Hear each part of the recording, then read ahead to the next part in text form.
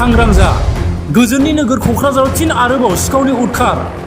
खनसे नङा खननै नङा गोबां खेब क'क्राझाराव रां लुथिनाय जाथाय थांनाय 25 जुनाव एक्सिस बेंकनि मोखाङाव 34 लाख रां लुथिनाय जाथायनि उनाव फिन दिनै आरोबाव क'क्राझाराव रां लुथिनाय जाथाय क'क्राझार सहरनि जेजे र'डआव दिनै साननि समावनो माखासे दुथांफोरा सासे सुबुंनिफ्राय 2 लाखनि बांसिन रां लानानै खारदों नरेश बसुमतारिनि गारिनिफ्राय सिनाय मोनै दुथांफोरा रां लानानै खारदों नरेश बसुमतारिया फोरमायनाय बादिब्ला सिनाय मोनै दुथाङा थगायनानै गारिनिफ्राय नोगोद 2,45,000सो रांखौ लानानै खारदों सिखावा लांनाय बेगाव रांजों लोगोसे PAN card Aadhaar card driving licence आरो गोबां बेसादफोर दंमोन होननानै नरेश बसुमतारिया बे समाव खौरां बिजोङाव फोरमायदों। आच्छा दिनैनि दिनाव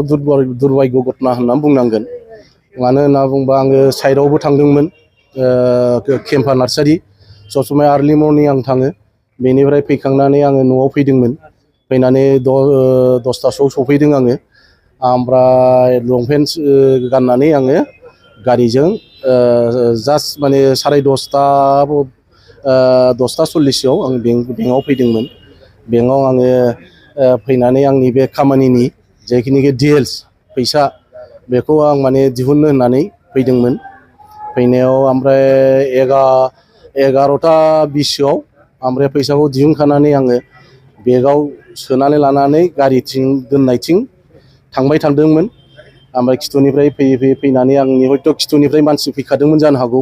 आं बेखौथ' आं मोनथिया जेब्लाखि गारिखौ आं खिथुनिफ्राय बेक खालामो दरजा खुलिनानै आंनि बेगखौ सिङाव सोयो अब्ला बेनिफ्राय सासे मानसिया जाबाय ओइ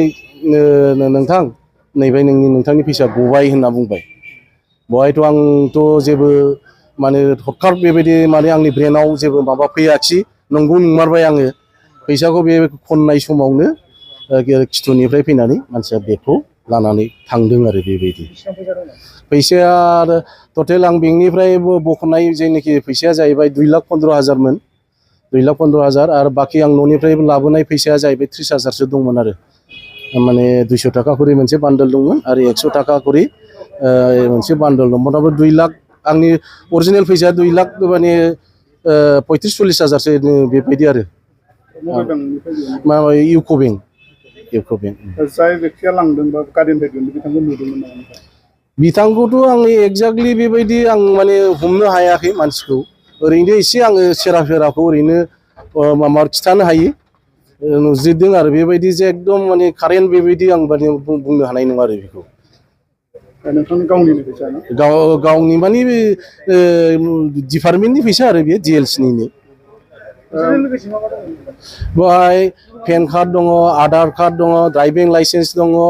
ओमफ्राय आइडेन्टि कार्ड दङ गद्रेजनि साबि दङ एटिएम कार्ड मोनसे दंमोन बे आरो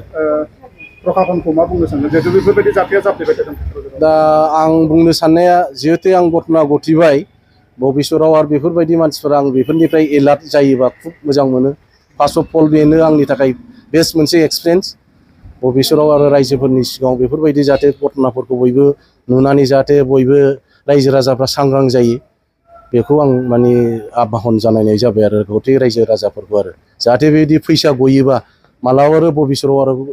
खननायनिफ्राय एलार्ट जायो आरो बेखौ आं बुंबाय आरो